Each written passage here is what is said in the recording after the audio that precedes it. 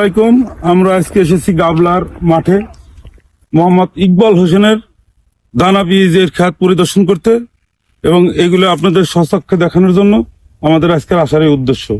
আশা করি পুরো ভিডিওর সাথে থাকবেন। আমেরিকান এই হাইব্রিড চাষের আন্তঃপান্ত জেনে আসি, চলুন। নামটা কি? মোহাম্মদ ইকবাল শেখ। এটা আমরা কোন মাঠে আছি? এটা কুলারহাট রাজবাড়ি গাবলা মাঠ। গাবলা মাঠ। আপনার এই জায়গা কয় শতাংশ, মানে কয় পাহি লাগাইছেন? এই জায়গা 7 ভাই কদম আছে। এই কদমের এই জাতের নাম কি?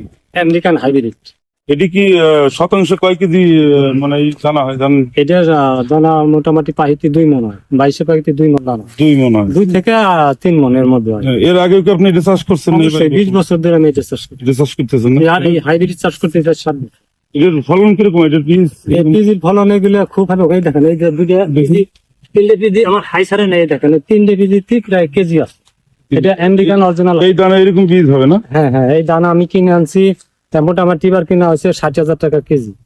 এই দানা কিনি, দানা কেনার পরে আমি তা খেতে লাগাই, পিস বানাই। এই পিস এর মধ্যে আছে, এর মধ্যে কোনো ভেজাল নেই। ভেজাল নেই, সম্পূর্ণ আপনি নিজের।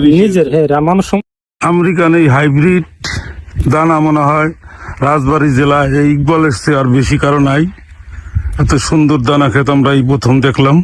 সেই জায়গায় 7 টাকি জমি হাইব্রিড, শুধু হাইব্রিড। এর মধ্যে কোনো কিং সুপার আবি যাবি মেটাল মেটাল কিচ্ছু নাই, শুধু আমেরিকান হাইব্রিড। এটা পরাগন ভাই, এটা পরাগন। এটা কিভাবে কি হয় একটু বলেন দেখি। এটা কৃত্রিম পরাগন। এটা ফুল ফুটছে, এর মধ্যে পুরুষ ফুল স্ত্রী ফুল আছে। এটা যে পরাগন পাউডার আছে, এই পাউডার মিশে এটা পরাগন। তাহলে এইভাবে আসি, আপনার কয়জন লোকে কাজ করতেছে? এটা প্রতিদিন 13 জন 14 জন লোকের কাজ করতেছে। এগুলো 5 ফুট 7 ইঞ্চি। আমার এই গলা পর্যন্ত হয়েছে এই কদম। গলা পর্যন্ত অরিজিনাল যে হাইব্রিড, এটা তার প্রমাণ। আসসালামু আলাইকুম। ওয়ালাইকুম সালাম। মানে আপনি যে এই বীজ গুলা দানা ইগুলা দেখতেছেন, কদম গুলো, এই কদম গুলিকে আগে কোনোখানে দেখছেন আপনি? জি না, আগে কোথায় দেখিনি। এই ইকবাল বাড়ির কদমটাই বড়। বড় না? জি। আপনারা কয়জন কাজ করতেছেন? আমরা 13-14 জন কাজ করতেছি। ঠিক আছে, ধন্যবাদ।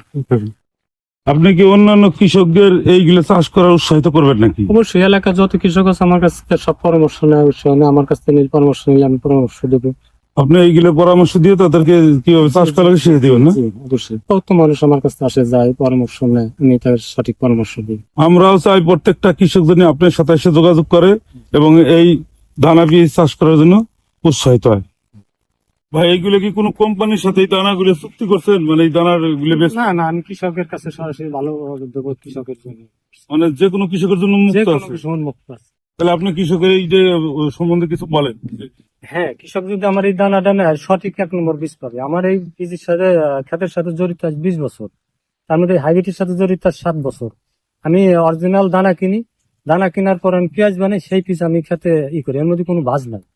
অন্য অন্য চাষিরা তো ধরেন রংপুর, দিনাজপুর, ঠাকুরগাঁ, এরা তো পিস মন কেমন কিনে নিয়ে যায়, সেটা তারা এটা করে ফলায় হাতে ব্যাপারে কিনেন। ওর মধ্যে মেলা বাজ থাকে সব।